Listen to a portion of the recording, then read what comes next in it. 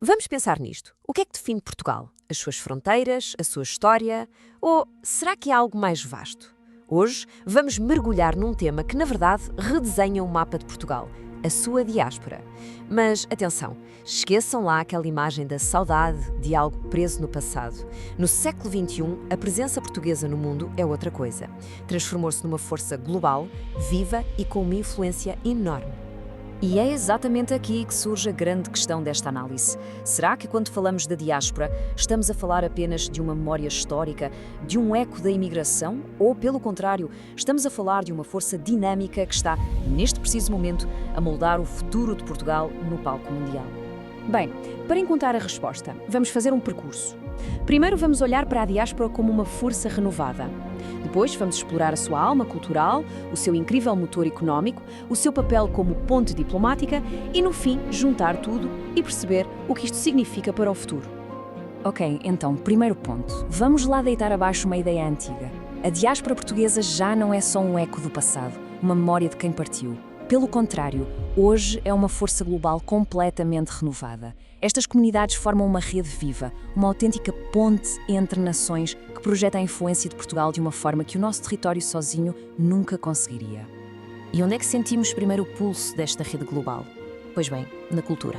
A alma lusa espalhada pelo mundo é talvez a sua manifestação mais visível. Mas cuidado, não estamos a falar de folclore congelado no tempo. Falamos de verdadeiros embaixadores de uma cultura viva, que respira, que muda e que evolui todos os dias, nos 4 cantos do planeta.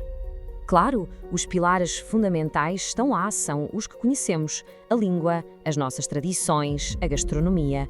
Mas o que é realmente interessante é a forma como tudo isto se mantém vivo. Pensem no ensino do português, por exemplo. Já não é só visto como uma ligação à herança familiar. É visto como uma mais-valia, uma ferramenta útil num mundo global. Isto mostra bem que não é uma cultura em modo de preservação, é uma cultura em pleno movimento. E quem é que está na linha da frente desta transformação toda? Os luso-descendentes. Olhem, ser luso-descendente hoje em dia é um processo absolutamente fascinante. Implica uma negociação constante entre a cultura do país onde se nasceu e as raízes da família. E o resultado disto são expressões culturais completamente novas, vibrantes, que misturam o tradicional com o que é mais contemporâneo. E o que é que sai daqui? Bom, o resultado é precisamente este. A arte, a música, a literatura que nascem desta identidade dupla não estão só a guardar a cultura, estão a reinventá-la.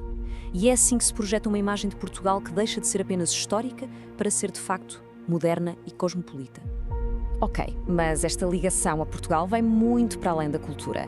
A tal saudade tem um poder bem real, um poder que se pode medir em euros e cêntimos. E é isso que nos leva ao seu impacto económico, que é impressionante. Esta ligação emocional transformou-se num verdadeiro motor financeiro para o país. E que motor, de facto? Vejam bem este número.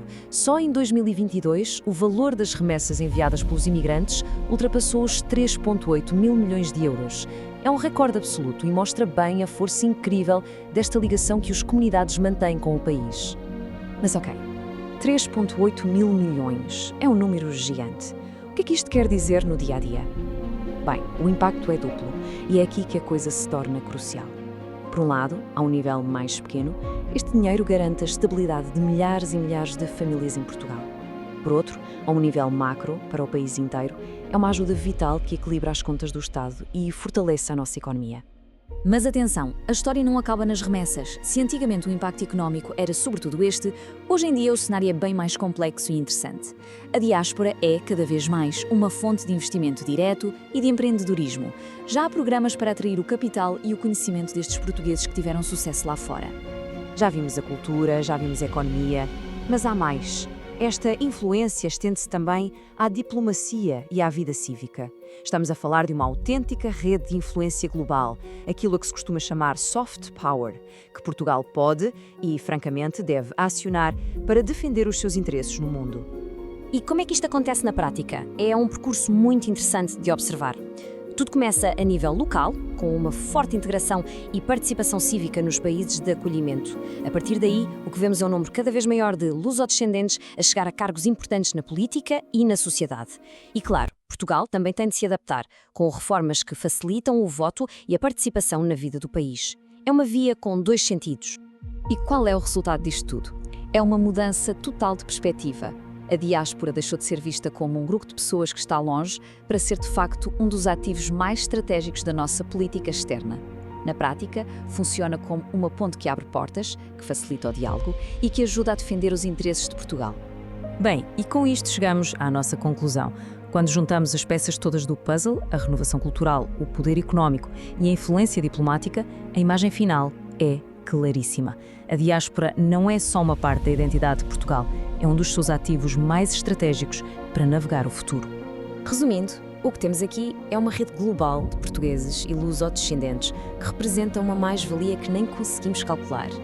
Não é só sobre a nossa história, é uma força bem presente que está ativamente a reforçar a presença e a influência de Portugal numa escala verdadeiramente global, hoje. E para terminar, fica uma pergunta ao olhar para o futuro. Já vimos o valor imenso que esta rede tem. A grande questão agora é: como é que Portugal, enquanto país, pode ser ainda mais inteligente a potenciar esta rede incrível? Como é que a podemos envolver e mobilizar ainda mais? Porque, no fundo, a resposta a esta pergunta vai definir muito do nosso lugar no mundo de amanhã.